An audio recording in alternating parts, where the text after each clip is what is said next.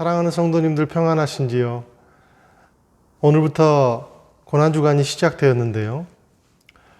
저와 여러분이 예수의 마지막 일주일에 대해서 묵상해 보기를 원합니다.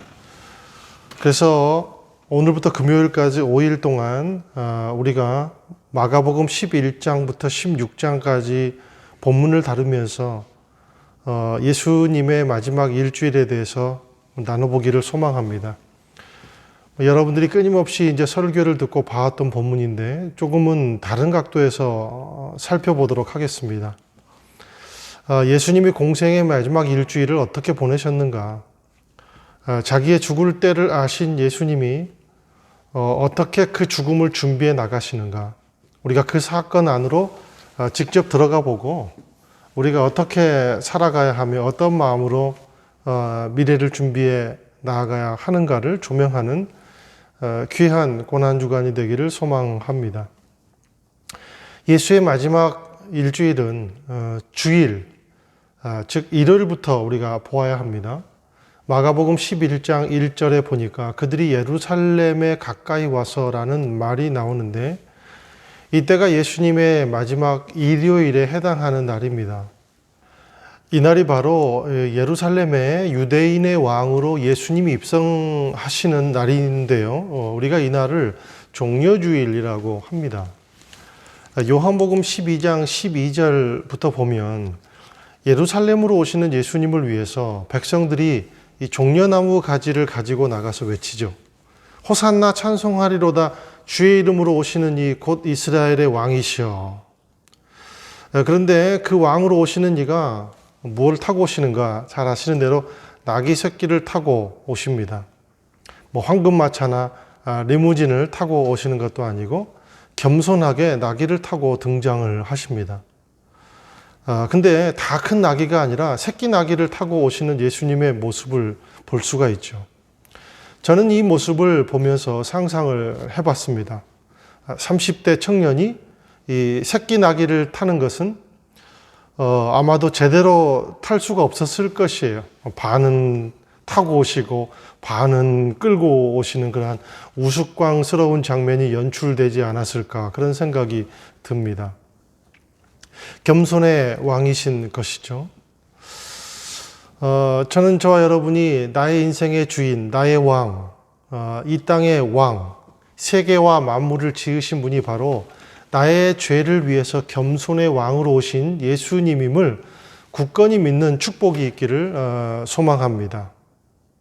예수님께서 이날 성전으로 가셨다가 저녁이 되자 베다니로 가십니다. 종려주일에 저녁이 된 것입니다.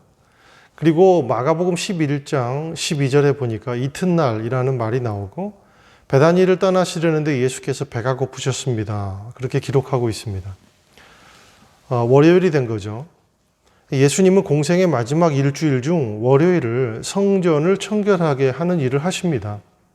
그래서 우리가 이 날을 성전 청소의 날, 성전 정화의 날이라고 표현을 하죠.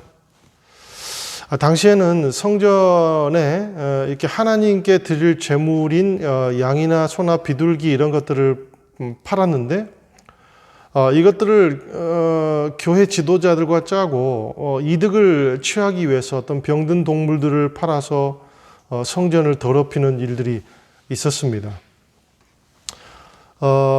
그래서 예수님은 이것을 보다 못하셔서 성전에 비둘기를 파는 자들 그리고 돈을 바꾸는 그러한 자들의 상을 뒤엎으시면서 내 집은 만민의 기도하는 집인데 왜 강도의 소굴을 만드느냐라고 소리를 치시죠.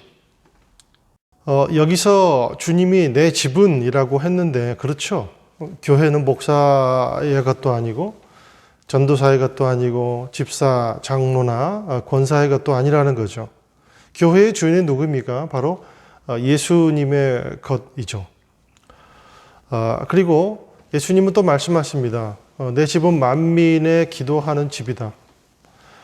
교회가 기도하는 사람이 없을 때 교회의 기능은 상실되고 맙니다.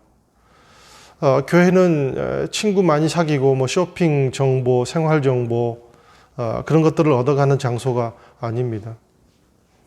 자신의 자아를 실현하기 위해서 사람들을 만나는 장소가 아니라는 것입니다. 교회는 영과 진리로 예배하는 곳이죠. 필요하면 달려와서 하나님을 만나는 곳이죠. 하나님의 뜻을 찾고 그를 찾기에 갈급한 마음으로 기도하는 곳이 바로 교회다라는 것입니다. 주님은 지금도 그런 교회를 찾으십니다. 교회가 기도하기 시작할 때 사탄은 떠납니다. 저와 여러분이 기도하기 시작할 때 사탄은 떨기 시작합니다. 세상이 변합니다. 여러분의 자녀들이 다니고 있는 학교가 변합니다. 남편이 변합니다. 시부모님이 변합니다. 친구가 변하는 거예요. 세상의 판도가 달라집니다. 저는 저와 여러분이 기도로 세상의 판도를 바꿔버리는 강력한 영적 전사가 되시기를 주님의 이름으로 축원드립니다. 너희가 강도의 소굴을 만드는구나. 예수님이 분노하셨습니다. 교회인데 강도의 소굴이라는 거예요. 무서운 말씀이죠. 예배 드리는 곳이 강도의 소굴 냄새가 나고 박쥐가 이글거리고 칙칙하고 더러운 곳이 되더라는 것입니다.